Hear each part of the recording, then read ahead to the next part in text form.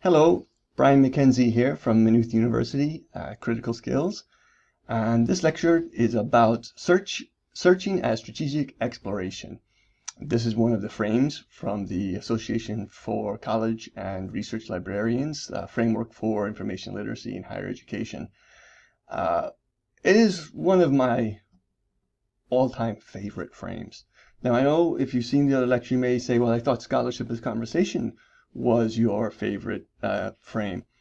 True, I do like Scholarship as Conversation.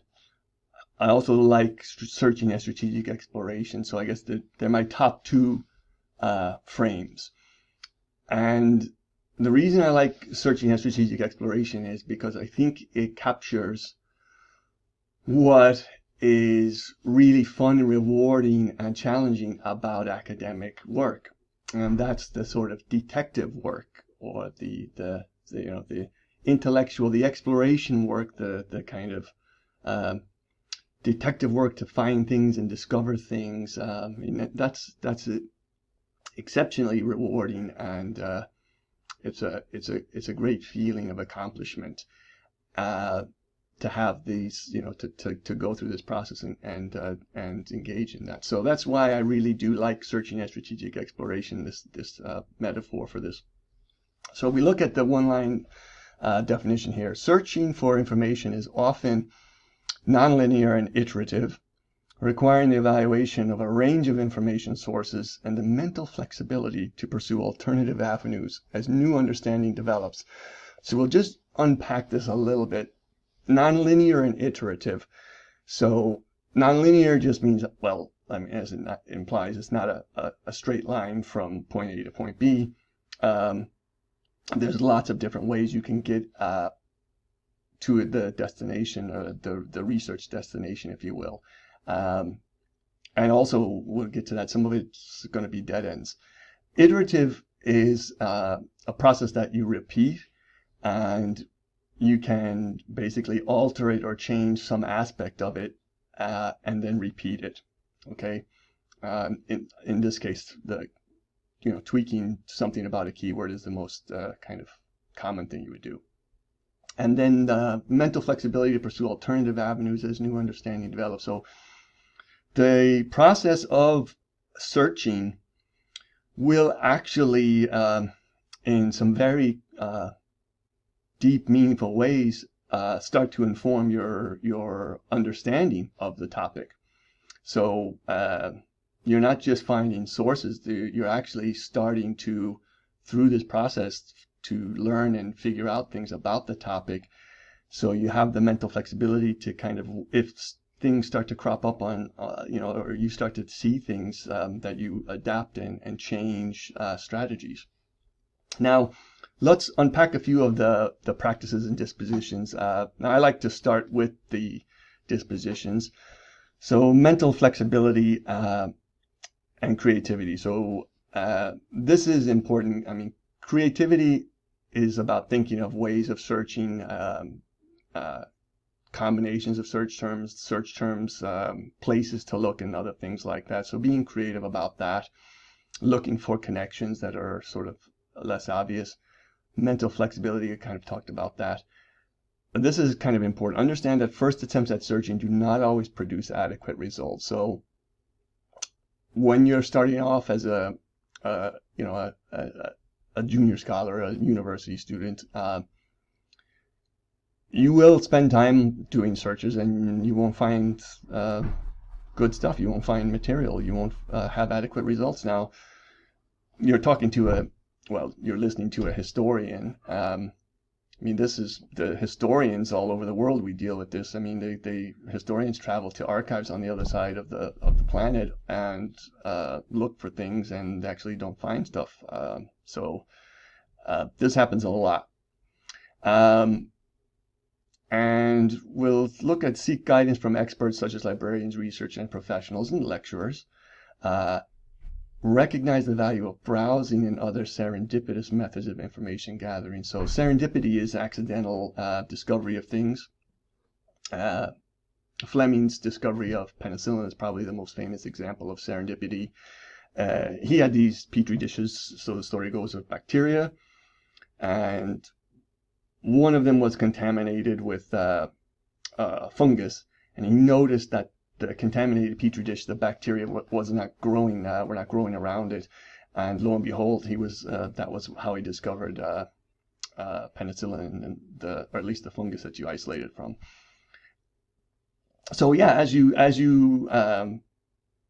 look at things, you may discover new things. When I was doing, this is a long time ago, when I was doing research for my PhD, I was looking at economic statistics and records about the United States and France after World War II, and I kept coming across information about American tourists in France. And I had the mental flexibility to basically realize that there's probably something going on here. So I followed then tourism as an avenue of research, and it turned out to be extremely rich vein for research. And persist in the face of search challenges. So, this is important because this can be frustrating and difficult, overwhelming. So, I mean, and sometimes you are going to be overwhelmed and not know how to narrow and focus. And in other times you're going to say, well, I can't actually find what I'm looking for. So you have to have the persistence, the grit, if you will, to, kind of think about your task as this, your journey, you're an explorer or whatever. And there's just two other things I want to draw your attention to. Know when you have enough information to complete the information task and your information needs. So we're going to look at some examples, and I'm kind of, for this lecture, a hypothetical short, 3 to 5 page academic essay. So this means that the search will be not as in-depth necessarily as if I was writing a book chapter or a full-blown book, because we have to know how focused and the scope of the task. Okay. Now we're going to do an example here. So this is from the Information Literacy User's Guide. This is the grid handout that they provide. I'll put a link to that. But we'll use this for our sort of brainstorming idea. So for our example here, we're going to do an essay on moral panics. I've got moral panics. So let's say hypothetically you're in a history class or a psychology or sociology class, and you've been given the topic moral panics, and you need to focus it, narrow it down. So if possible, try to pick something that you like, that you're interested in. Dungeons and Dragons. And I've got screen time down here as well. And, well, let's leave screen time and Dungeons and Dragons for the minute. So we've got moral panics and Dungeons and Dragons. Now, I'm on the university website and Google Scholar. And this is where we're going to start. We'll use them in tandem. So I'm going to do moral panics. Better accept cookies here. Oh, moral panic and Dungeons and Dragons.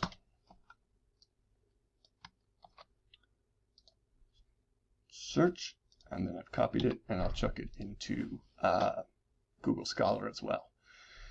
Now, one of the things, let me go back to our framework to mention, a knowledge practice is manage search processes and results effectively.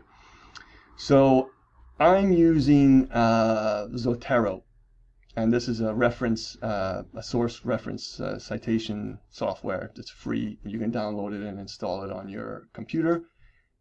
It then plugs into your browser, and it plugs into Microsoft Word.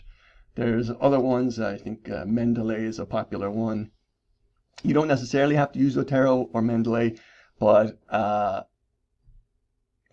I find them quite useful, Zotero in particular. But we'll look at other ways if you're not using a reference management software, other ways of managing your search results. But that's important, because you can find sources, they look really good, and then you forget where you got it from, and then you have to go back and find it again. And so it's sort of like, hey, you're following a great path or a great trail, and it's, finding lots of stuff, and then how, oh, you forgot there was that one source back there, and you can't get back to it now. Stretching the little exploration metaphor a little bit there. So I'll be using Zotero a bit, but we'll look at a few other ways. Okay, so I did a very simple Moral Panics and Dungeons and Dragons. And now, in the university catalog, so it's important to understand that the university uses what's called a federated search engine. So this box here is a product that's paid for by the university. It's a subscription. I'm not sure which company, one of the big publishers, I'm not sure which one, ProQuest, provides this. So it spits out results based on an algorithm. Obviously, Google Scholar spits out results based on a different algorithm. So that's why we're kind of doing both. Now, what we're not necessarily going to do, it depends on your searches. We're not going into the more advanced stuff yet. And what I would say is, this goes back to, what are you actually doing research on? So if we're doing a short sort of, paper for a class, first year, second year class, we're probably going to be okay without dipping too much into the advanced search features or tweaking this too much. But we'll see how we get on. If we want to narrow, if we're getting too many results and we need to narrow them down, then this would be helpful. But for the moment, let's assess. If we had done something and we had got 100,000 results and they were all over the shop, then yeah, we want to narrow it down by discipline. But for the moment, we want to kind of cast a broad net. So this book here, Dangerous Games, and it pops numbers 2 up here. Agree and proceed. Now we have this through the library, so I'm going to go ahead and save it to my Zotero. And you see there it's in my Zotero now. So then I can have it. Zotero will generate bibliographies. It will do in-text citations as I write and all sorts of cool stuff. So we've got that. Now, if you're not using Zotero, again, if you're in the library, what I would do is I would click on this little button here, and then like this looks good, and this looks good. A few other Muslim reflection on dangerous game, role-playing game. So this looks good. So as I click these little folders here, then I can have the library email me links to everything and a citation. And if there's full text, it'll be a hyperlink in there. So even if you're not using Zotero, you can get the stuff that way. But let's go back over it. Let's look at here for the minute. So these are all very good and look really, really useful.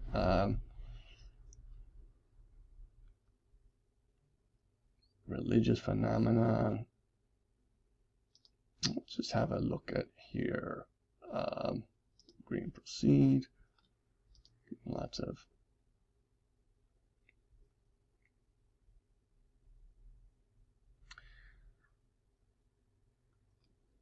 so the I grabbed this because I wanted to show you when you look at the side here, sometimes you can get new key terms to add. All right. And we're also getting related items. Therapeutic treatment. A little bit. These don't look great for our purposes. Let's go over to Google Scholar for a moment. Now, we'll come back to the library in a moment. In particular, we'll come back to dangerous games. So this that's going to be very important. So with Google Scholar, if you're on campus and Maynooth has full access, it will show up here. So, and the other thing, okay, so we have that book there, video games, identity construction,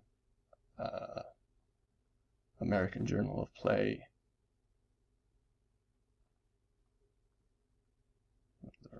review. So a lot of these are reviews of the primary text we have there, which is interesting. That looks interesting. And we don't have access to full text there, unfortunately, but what is interesting there is fear of Satanism. So actually I'm going to come over here and I'm going to add Satanism and or Christianity, to be honest. So I'm kind of listening to my sources there. I see a couple dealing with Christianity and Satanism, so I'm adding those in there as search terms. So one or two other things to say about Google Scholar. The cited by feature is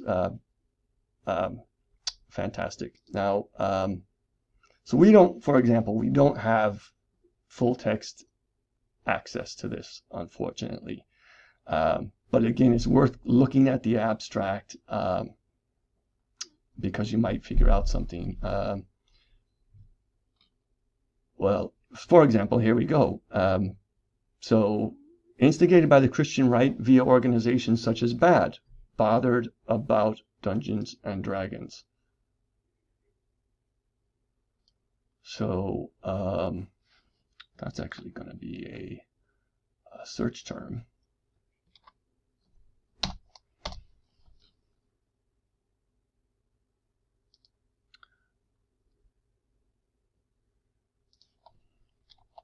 Bothered About Dungeons and Dragons.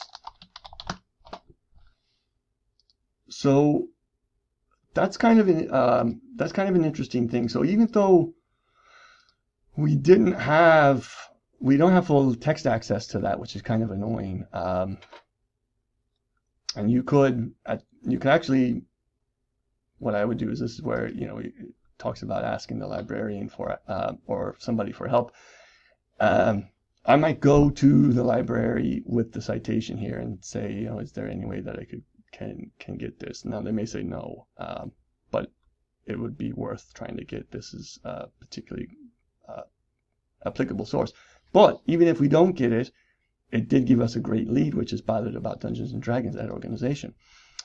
So cited by anybody who has written works, texts, articles, books, and used this Waldron article, this is cited by, right? So Laycock is,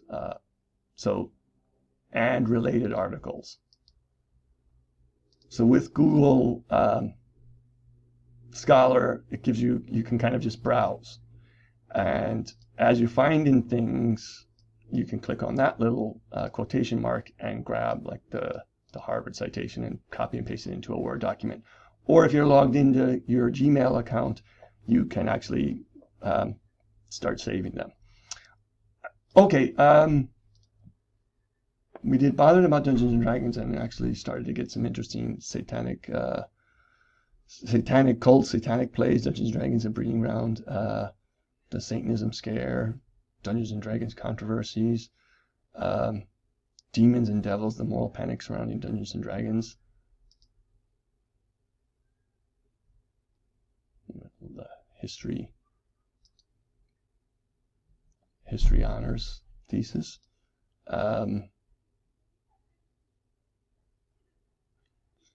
This looks great. The road to hell is paved with D20s, evangelical Christianity and role-playing games. So again, it's we don't have full access to these, so that's a little bit disappointing. But fear not, because as I said, this is where you have to make the distinction about the size of your project. So we're getting these, and again, what I'm going to do is mark that to Zotero, because we're kind of going deeper down the results list. But if we go back to our original one, Moral Panics and Dungeons and Dragons, we're actually in great shape here. And we have our library. So our library is going to give us a New York Times article, when Dungeons and Dragons set off a moral panic.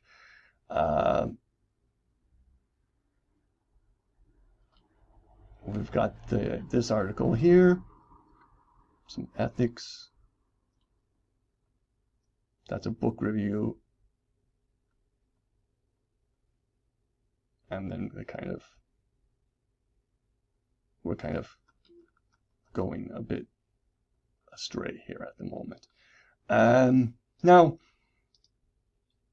so if I'm doing a short 3 to 12 page paper or whatever at this point, I'm actually fairly comfortable. But the reason why is because I have Laycock. And so what you should do is, as you're finding sources, that's great. Keep kind of looking at sources, doing cited by, related. But when you do get another great strategy, and this is kind of a convergent strategy rather than divergent, go to the bibliography. So Laycock's book is 2015. It's University of California Press. So it's one of the premier academic presses in the world. It's recent, 2015, and there's a full-blown bibliography here that we can look at.